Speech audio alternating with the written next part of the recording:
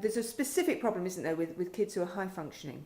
Absolutely. And the problem is that these kids they have normal IQ, they can access a mainstream curriculum at that level. They look normal, but they're very different. And it's a bit like we create mainstream schools with all these nice little rectangular pigeonholes, and then we get hold of these hexagonal ASD kids and we try and ram them into those pigeonholes. And then when they fail, we exclude them. They can't manage, their behaviour breaks down, but nobody says what's underlying the behaviour, what's it communicating. We just want to stop it, so we exclude them. And actually, maybe that's exactly where they'd like to be, is at home, where it's safe, where they're understood. And so now they know, okay, in order to get home, I'm going to behave like this, because it works every time. But it doesn't get them educated, and it makes them distressed. And we really, really need to recognise that high-functioning, particularly high-functioning kids on the spectrum, whose needs are not obvious, have the right shaped curriculum for them, the right shaped educational environment, because it simply does not work otherwise.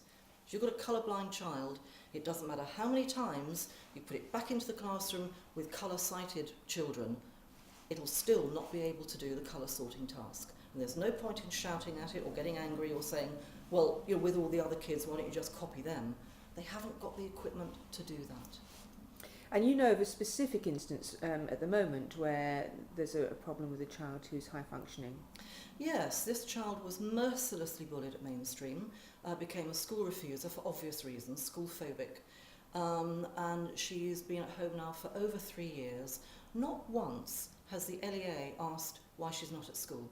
Not once. And is that common? It's not uncommon. Right. And so looking around this school, looking around Baston House School, what are your impressions of this place? I think it's incredibly promising. I think it looks like a really good school for kids on the spectrum. You've adapted some of the teach method. I like the way that you're not going down a very rigid route of we've got to do things this way. It's much more flexible than that. And it's all thought about from the aspect of what really does support kids on the spectrum, rather than what should we provide. You're working from the ground up, not imposing from the top down. Brilliant, thank you.